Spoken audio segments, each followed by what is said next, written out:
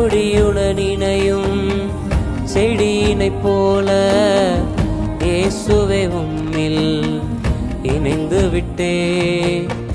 கனிகள் மிகுந்த கிளையினைப் போல இயேசுவே உம்மில் படர்ந்து விட்டே. நீர் ஒருவரே என்னை காப்பாற்றினீர், நீர் ஒருவரே எனக்கு நீர் பாய்ச்சினீர்.